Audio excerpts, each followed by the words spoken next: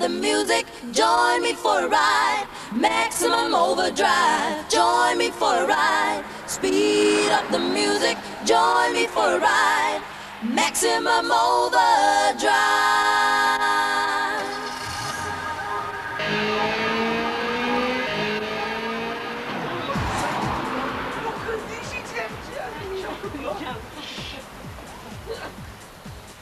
Welcome to a look back at the 1993 Pilgrim Classic Marathon.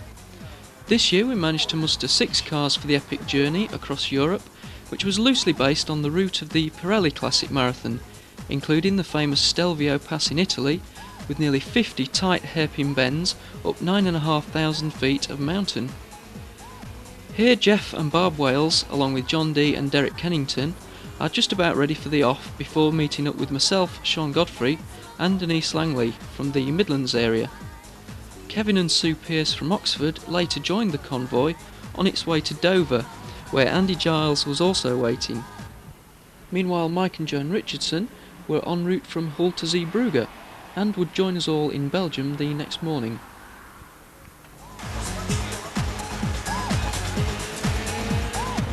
While waiting for the 1 AM ferry, we all tried to persuade the beam deflectors to actually stay on the headlamps long enough to get us onto the ferry.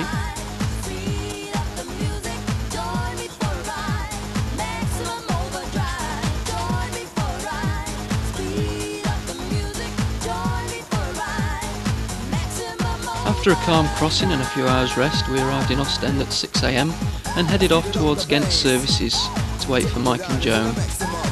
The first breakdown came courtesy of Jeff's front wheel, which developed an egg-sized bubble which affected his steering quite badly, so we had a quick pit stop.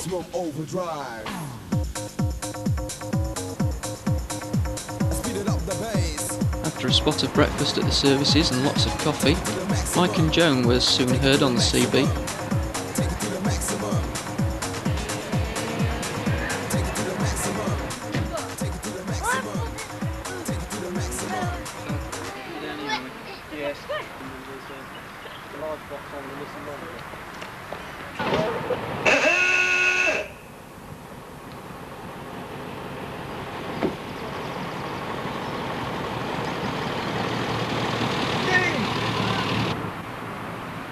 As they'd already had a slap-up breakfast on the boat, we were soon on the road after a quick fuel stop.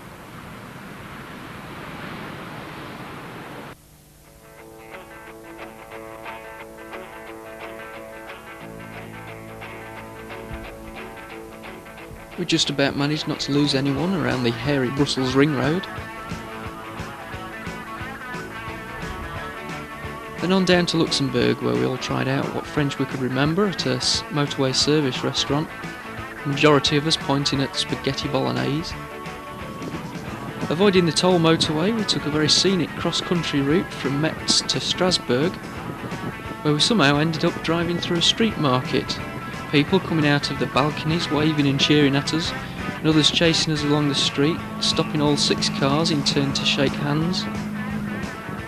We were quite choked. Heading from France into Germany over the Rhine, we consulted the maps for the campsites, so we're all quite tired by now.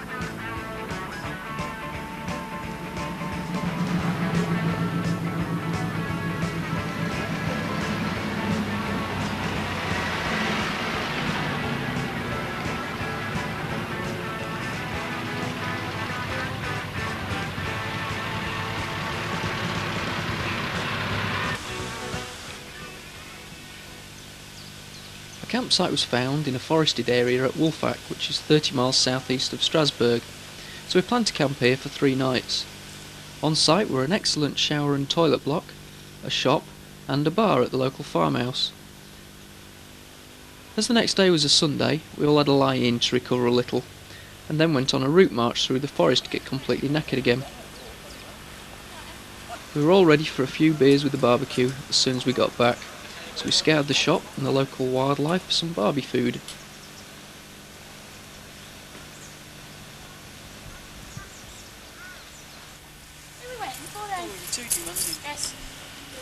The first day out proper was a visit to the Rhine Falls on the border with Switzerland, which was about an hour and a half drive from the campsite.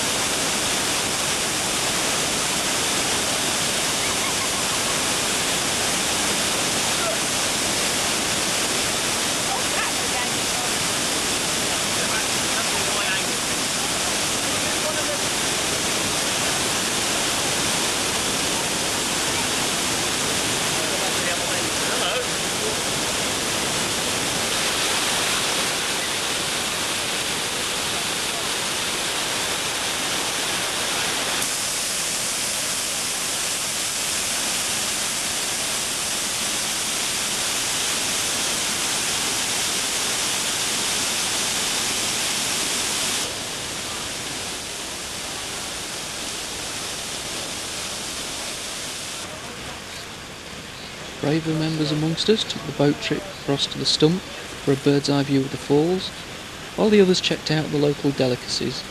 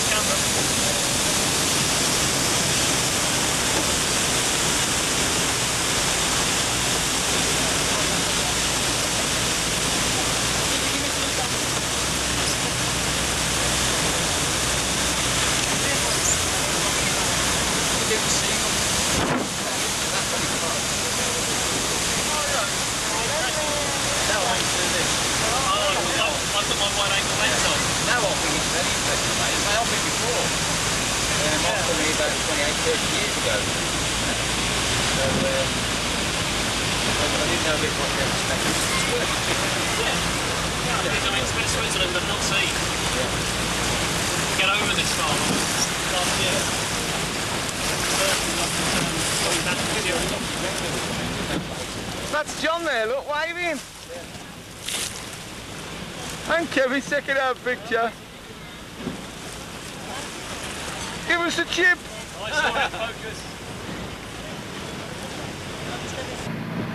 Oh God, what a picture.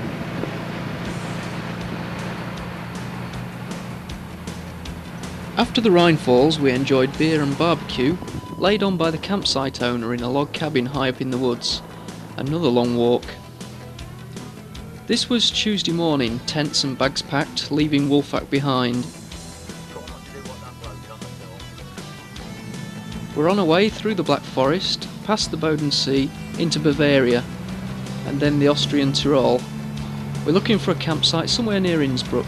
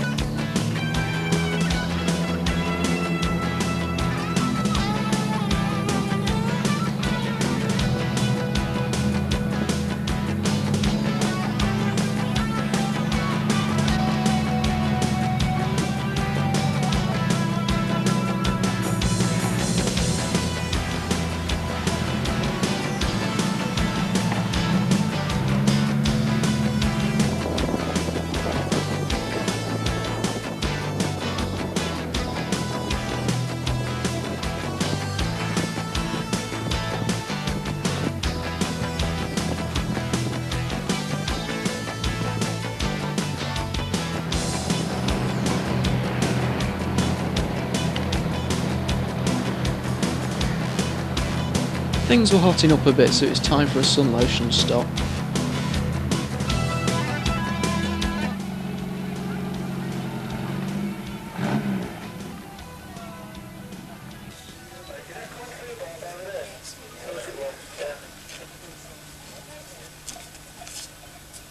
Don't want to fix it now though, do you? Oh, I've got. Get it in a position and tape it on the side so you can't pull it off.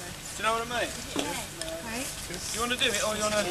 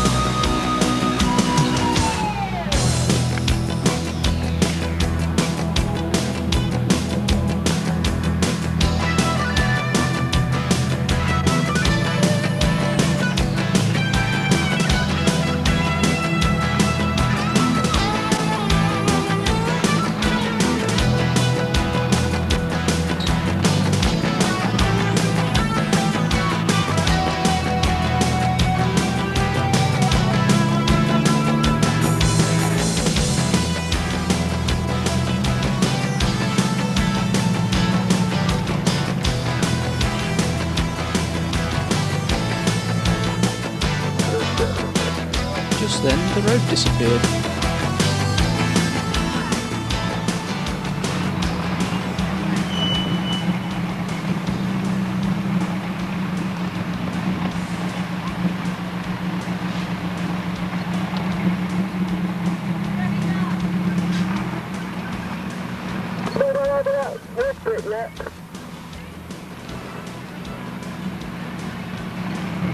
Cheers!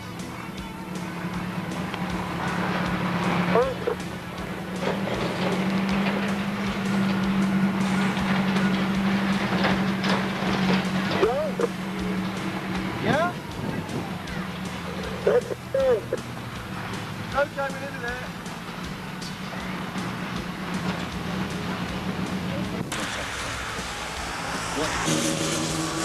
Quick stop at the Austrian border.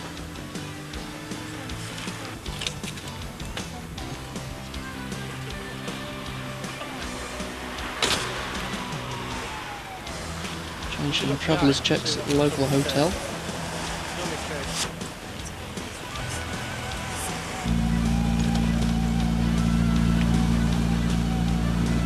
And finally onto the campsite we found just south of Innsbruck at Natters.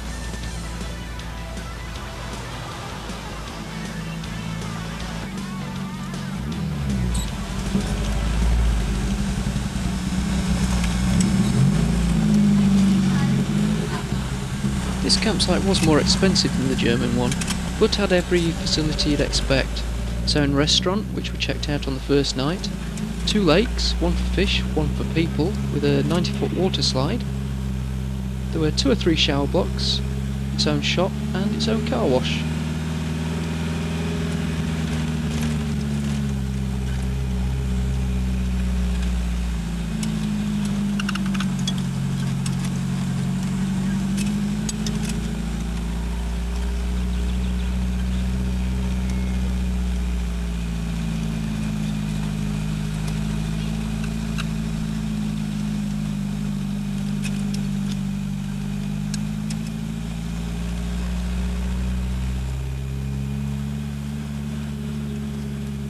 The actual cost of this site was 5.5 Austrian shillings per person per night. That was going to be £32 per person for the 4 nights we intended staying. After that we were planning to move on through Switzerland to Chamonix in France.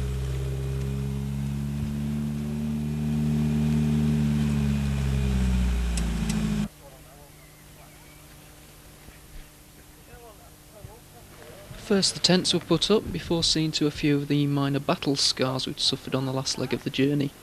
One of Kevin's headlamps took a direct hit from some gravel at the roadworks, but luckily John D's FT was sporting 2 spares disguised as fog lamps. Also on Kevin's car, his bobbins holding the exhaust up were taking a bit of a battering and breaking off.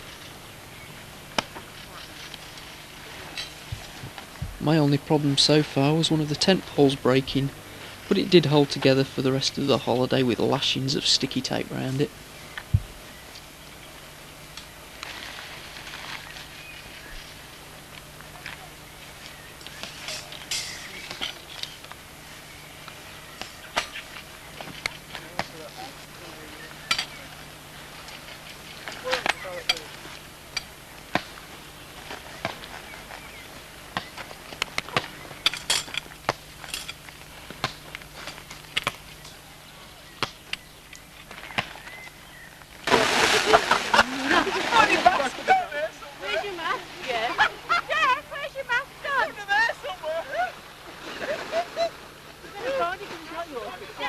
The first full day in Austria was taken fairly easy, with a lie-in, a bit of shopping, and reflexology lessons from Sue.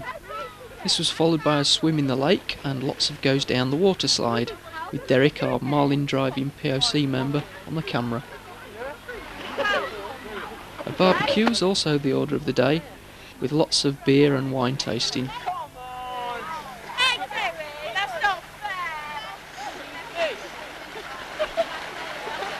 Bob, come in there. Come have a paddle.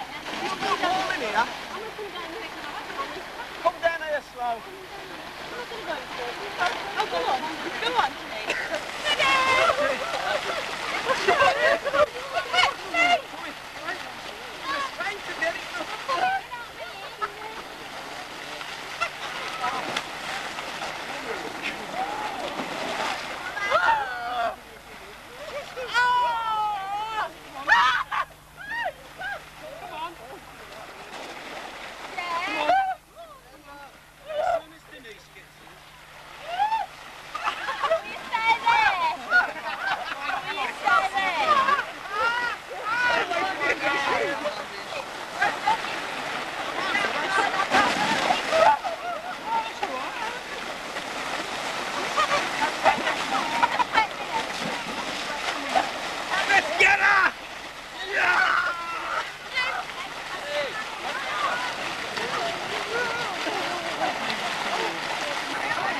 Of course, Pilgrim owners are in this small pool because they don't go into the deep water.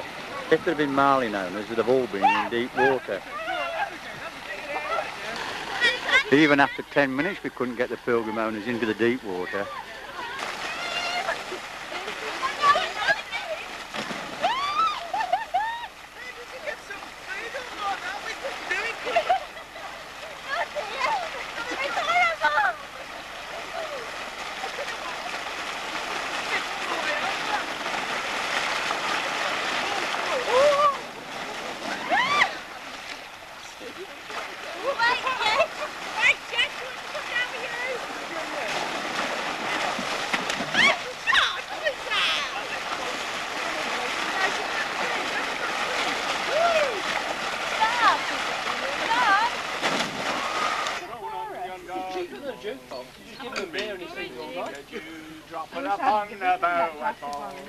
Perhaps now she might think on me as a rather heavy Jew. The more she looked, the handsome lad they call O'Donnell. Oh, I'm the boy to please her. I'm the boy to tease her. I'm the boy can squeeze her and I tell you what to do. You got enough now, Kevin? I got to like an Irishman with a broken barney too, isn't it? You had enough? Kevin. Kevin! You had enough now? Was that my other one, was it? What? You've had your bratters and you've had your pork. Next day, Mike and Joan, Kevin and Sue, Derek, John and Andy opted for a trip to Grossglockner, some 150 miles east of Innsbruck. It's a glacier you can reach by cable car and go for a walk on. As this was an 8-hour round trip and cost some £20 per car once you've got there, myself and Denise and Jeff and Barb settled for a day out to Kitzbühel, which was only half the distance. However, we did go and do Grossglockner another day once we'd heard how spectacular it was. Both parties were treated to some fantastic scenery along the way.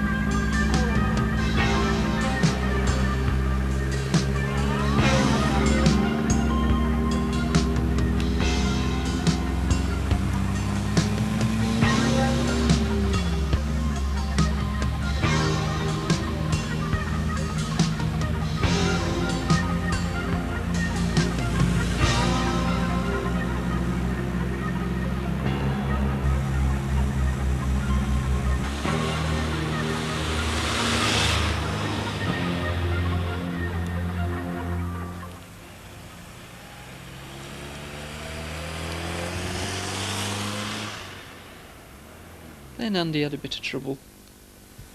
I could run with the bonnet open actually, does it help? Yeah?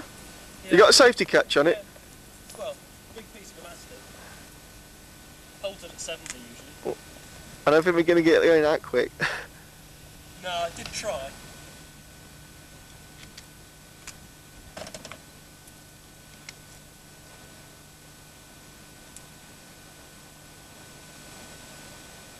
Yeah.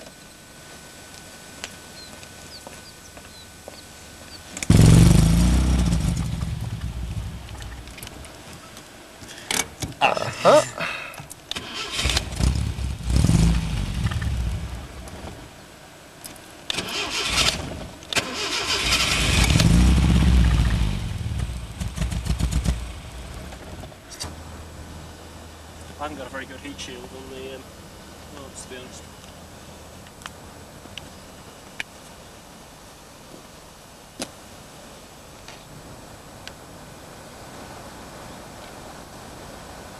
Because we're nearly at the top, then we've got the tunnel. Meanwhile, I was in trouble just outside Kitzbühel when a rear wheel bearing disintegrated, meaning a call to national breakdown. I don't know whether to stay in fifth or drop it down to fourth, John. We could do with a 4.5, I think.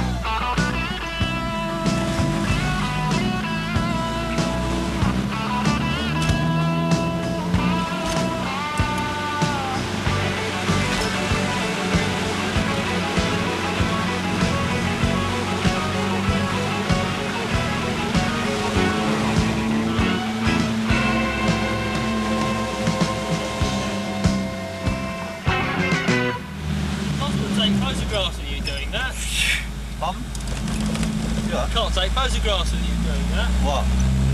Blasting it forwards. Ah, but you can... Sorry.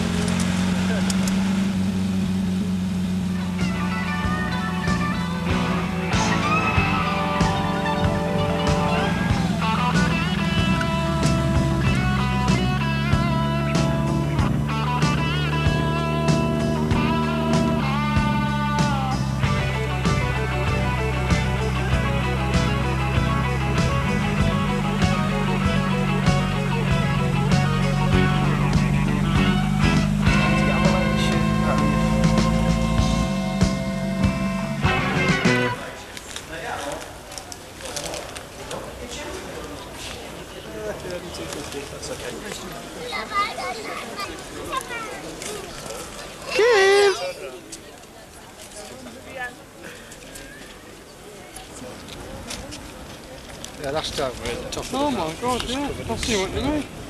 Then we'll go back if we've got to.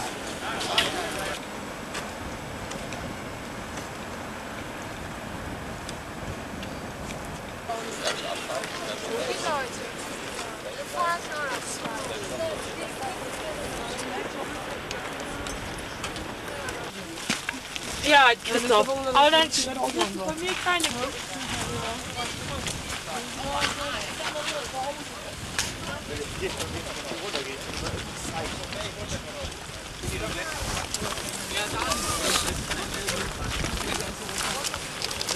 Walking on that path there, look. You see him walking on that path there, look. Oh, yeah, look.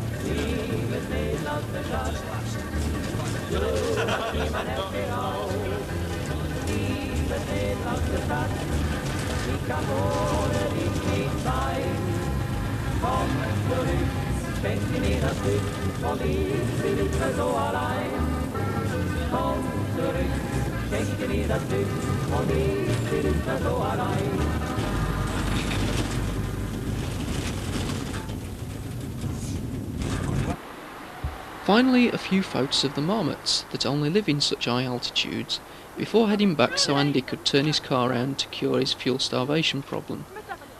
Then back to camp to learn of my unfortunate disaster, which could prove troublesome as we only have spare Cortina bearings, not Marina ones.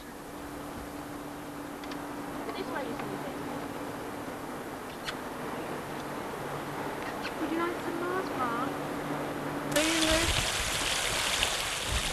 Like to play football?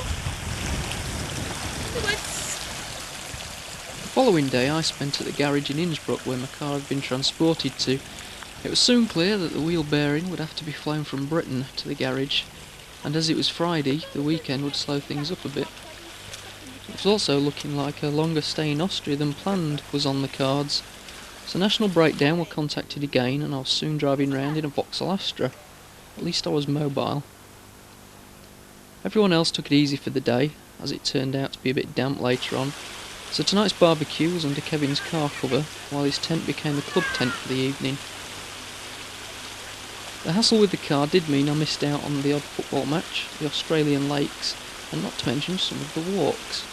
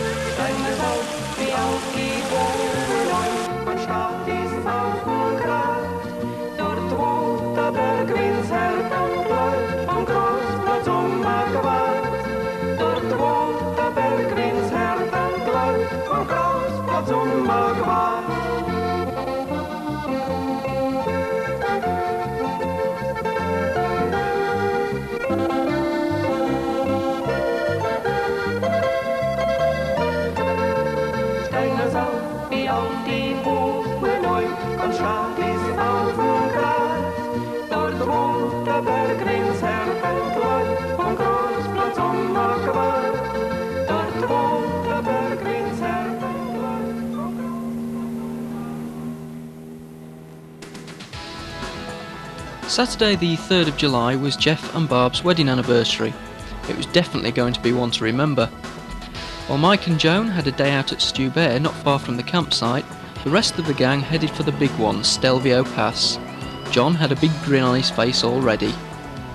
South from Innsbruck we took the Brennan Pass into Italy, and then another pass into Murano where we all stopped for a picnic in the town, before heading on to Stelvio itself. John and Kevin decided to really go for it.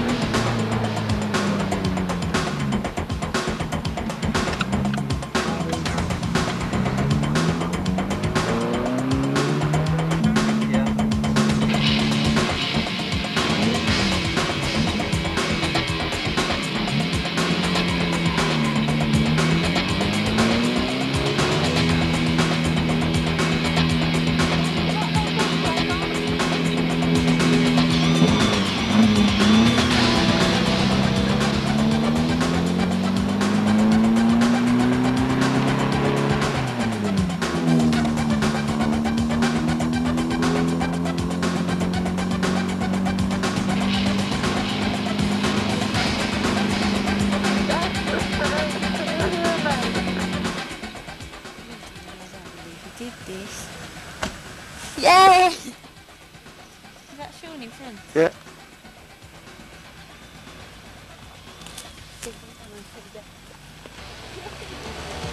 Yeah.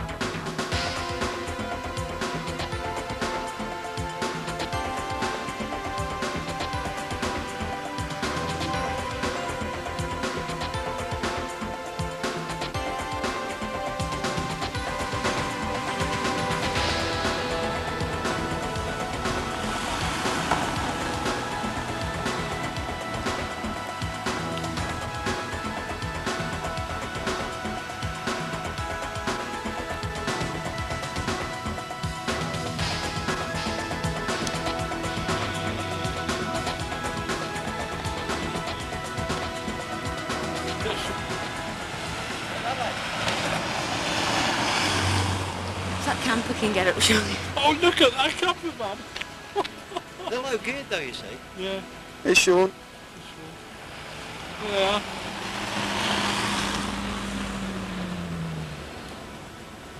I am peeing my pants. What, we're in, but they weren't going up? Oh, Kev's dodgy driving. Oh, you just worried but they weren't going to get up, Denise? No, I just don't like heights. Well, you're right, is he going to get ever now? Airplanes don't get this one.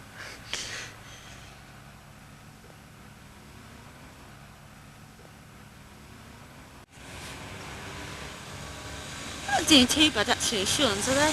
No. You kept up well, Kev. Eh? You kept up well. Yeah, I was quite surprised. I wished I could have got a clear run. Yeah, it'd have been nice. I was flying out them bends. What happened with the motorbike? Didn't make contact, did you? You weren't No. involved. Well, I was involved, I weren't. He was a little bit too sharp on the bend, was he? Well, he came round the bend, sort of in the middle. Yeah. I can't say he was on my side, he was in the middle. Yeah. And Threw a wobbly, did it? as he came round the bend, he saw me, braked hard, stopped, and because of the severe camber, he couldn't put his feet down. So he just very slowly went over. It's like slow motion.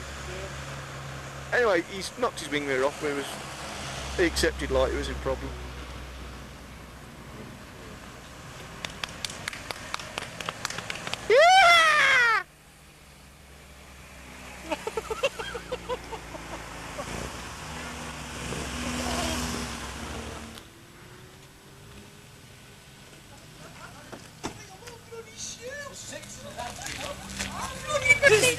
He said this was short. Did you enjoy that in that? What a dick! We must be bloody stuck. He's recording that, yeah? You alright, son? I thought we were nearly at the top, like halfway up. Are we? Bloody shoes. What was it? My feet. What temperature did you read on the game? 3/4. No, we're not going back the same way, are we, John? No.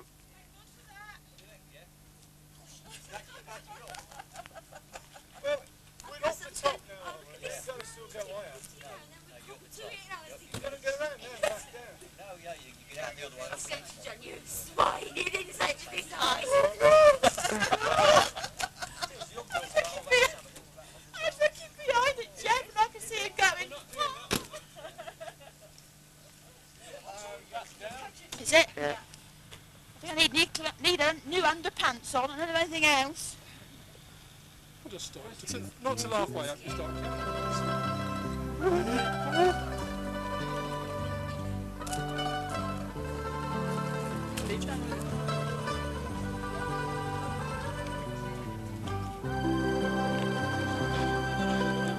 A quick look round at the top to stretch our legs and buy some Stelvio souvenirs before heading back to the campsite where Jeff and Barb went for a slap-up meal to celebrate their anniversary.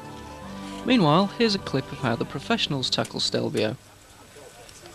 This magnificent 9,594-foot assortment of nearly 50 hairpins and walls is regularly used by car manufacturers as the ultimate downhill brake test. The Castrol-sponsored ascent is the test of 107 Pirelli Marathon contenders now emerging from Murano in the dawn. Ron Gammon sets off in pursuit of Mackinnon. And there are a few surprises in store for the fast Finn as the MGB closes up rapidly.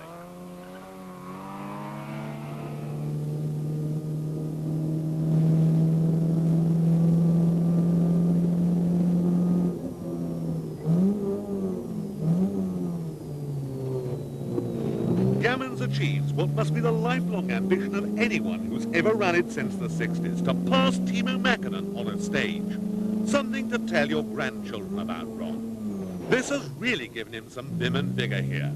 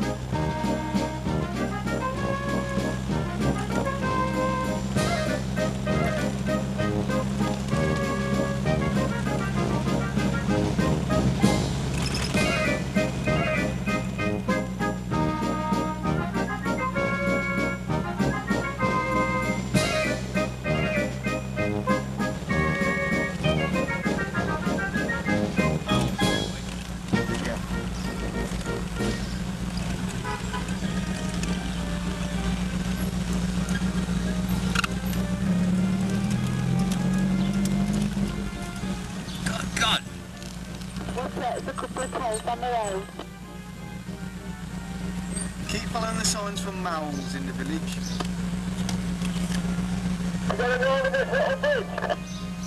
Yes. Yeah. They're behind us. Yeah. Stop.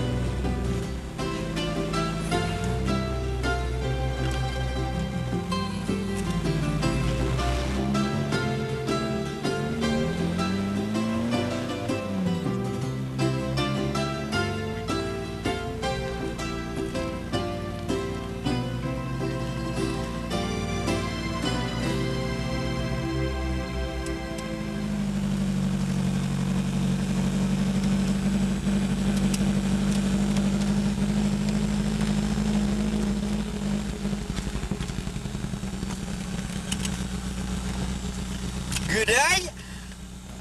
Smashing task. Well, not more than twice. An hour.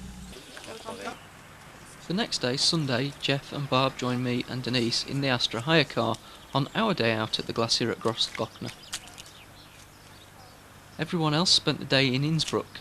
The first stop was here at the Berg Isel, the Olympic ski slope which overlooks Innsbruck itself.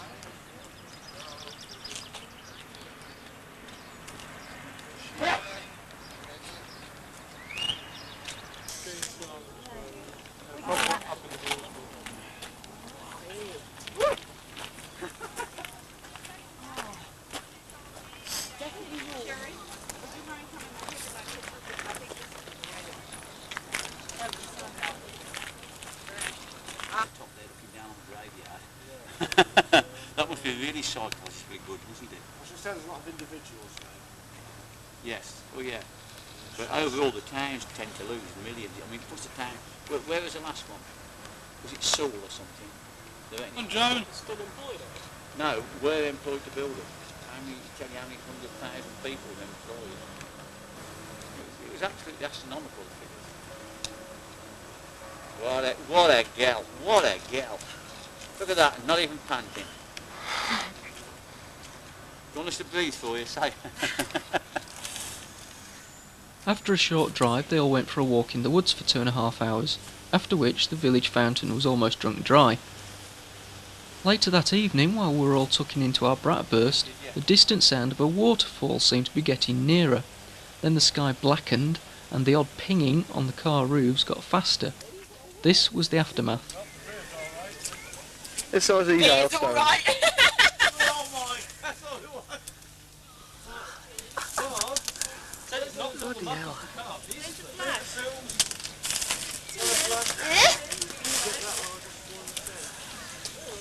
I thought they were going to look a mess, John. Didn't you? I thought they were going to look a real I mess. thought we'd have a few holes in. Right, what do we do with this? John, have Yeah. you got this? Here, get the size of this one. Hey. Yeah, the bigger ones here. Shit, it's cold. Where? Yeah. Oh, God.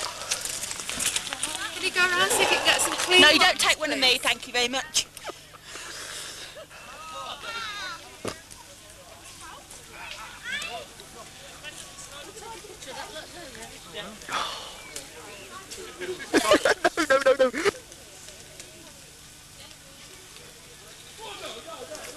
No. You see? Mike, Brilliant sunshine. look at that. The mist now, the steam.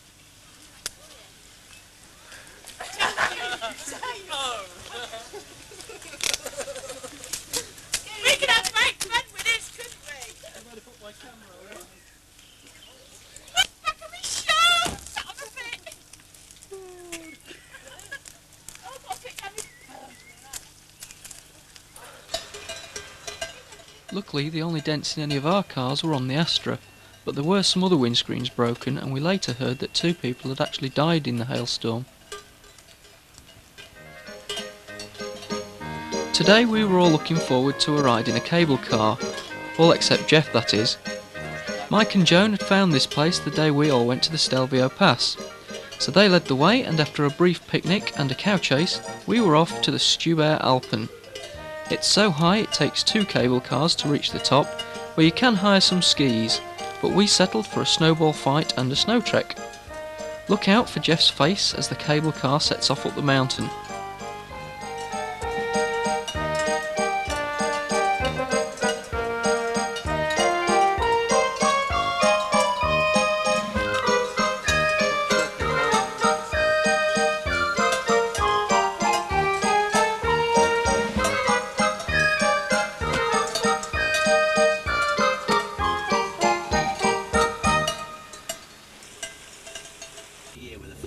Jeff, we've been on the one at Drayton Manor. I know, but...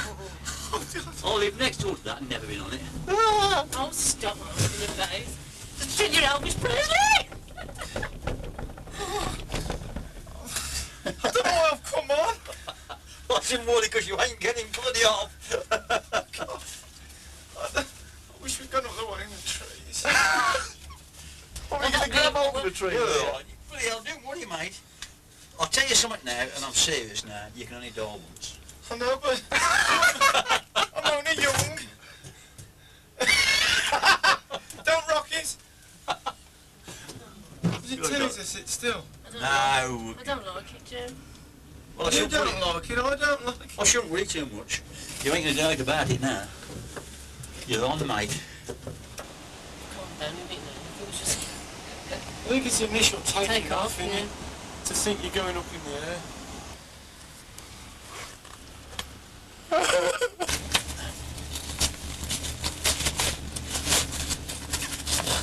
Can you see the others?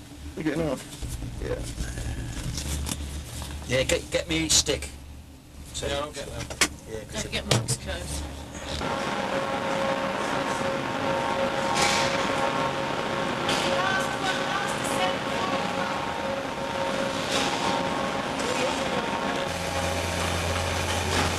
Mike said there's a 20,000 drop. I believe everything Mark says. Good acceleration!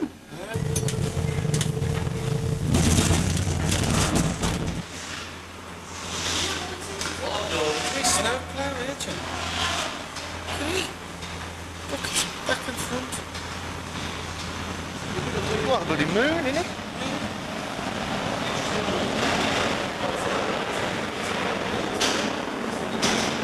Yours did that, Sean? Yeah. So we're ready with the camera. We've got to go down. 4 o'clock, is it? Two of those. Unfortunate if you're a learner, wouldn't it?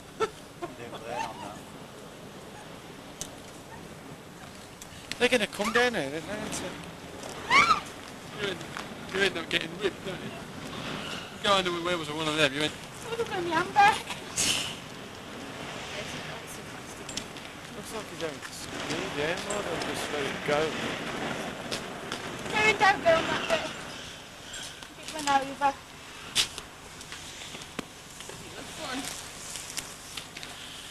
Ah. Got a wet bum.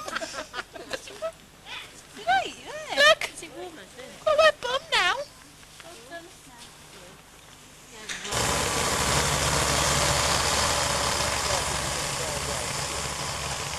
Yeah. Can you see me there? Catch this, Catch this, John. Another one coming. 3D! This is the Pilgrim Owners Club, live, the top of the Eiger, 1993. Serious Psychopath Division.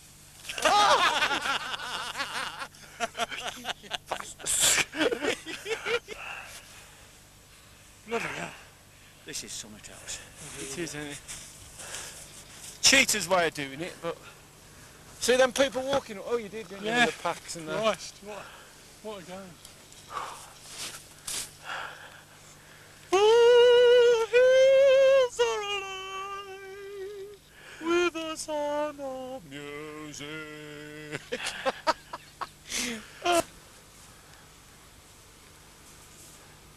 Cheese. Well protected that man.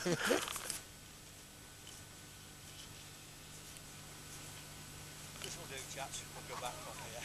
Can we walk down there? Yeah. Let's go. Come on.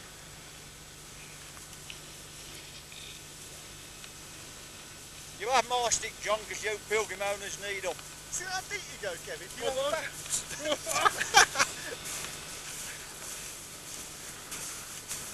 He's got the legs, look. Legs like a grand piano.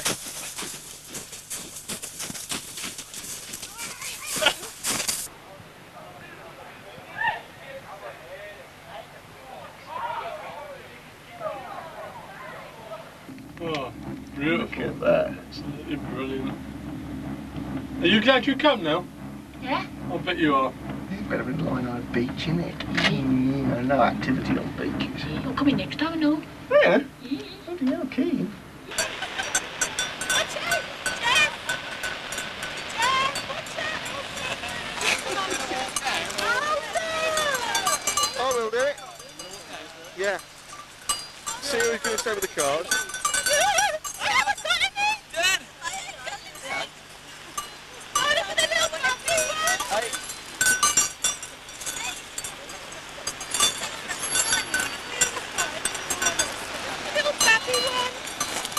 Is anybody not walking down to the waterfall? You want to give him some, sir? You're not. You're going to watch the car then? Yeah. Jeff, don't walk back in!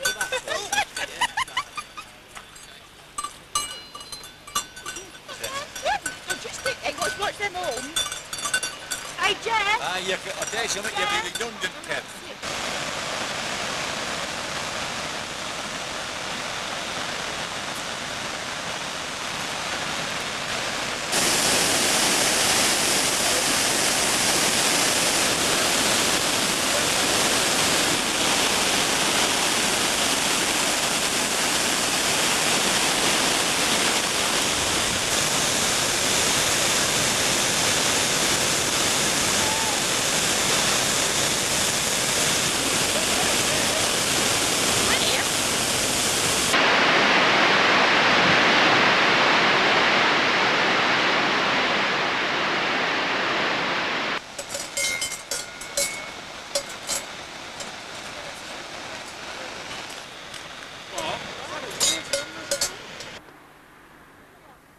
As Tuesday was a bit of a soggy day, we all drove into Innsbruck town for a spot of sightseeing and shopping.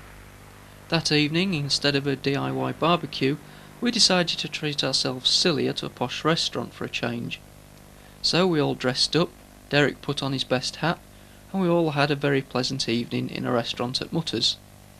As well as some wicked cheeses to follow the meal, a bottle of schnapps was tried, tested and approved by most.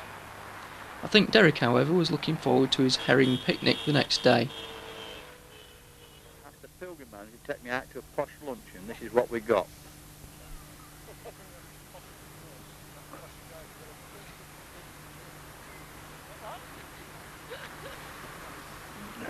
This is the best meal we've had on the whole fortnight.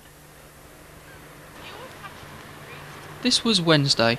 While I was at the garage still having no joy with the wheel bearing from National Breakdown, the others had a day out at the lakes to the north of Innsbruck. The boys later played out on one of the lakes in a pedalo for a while, before taking the scenic route back. This road gradually turned into a gravel track, and after getting some strange looks from some mountain bikers going the other way, they decided to turn round before Kevin's exhaust was finally ground off. At the same time as you, didn't it? Oh, dear.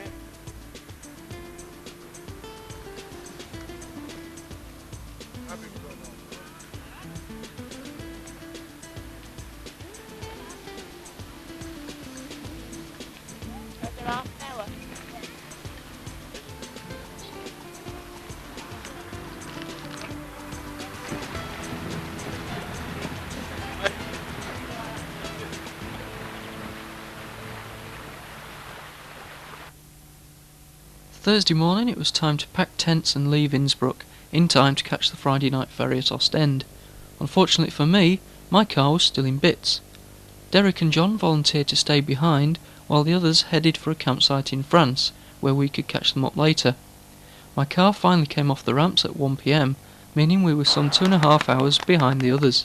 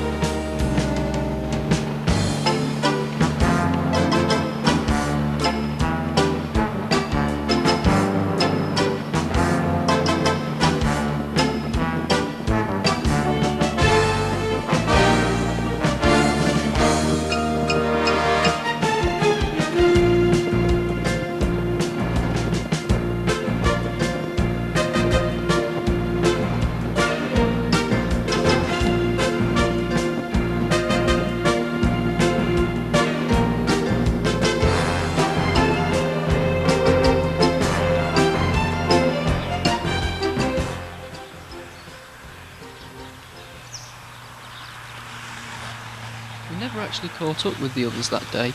It turned out we'd passed their campsite and couldn't pick each other up on the CBs. So we kept moving, hoping to make it to a Formula 1 rest stop for the night. But, as it was full, we ended up spending the night in the car park with stiff backs and cold noses. Very early the next morning, we headed further north through Reims, where we pulled into a rest stop for a DIY breakfast, with everything we had left in the cooler box thrown in.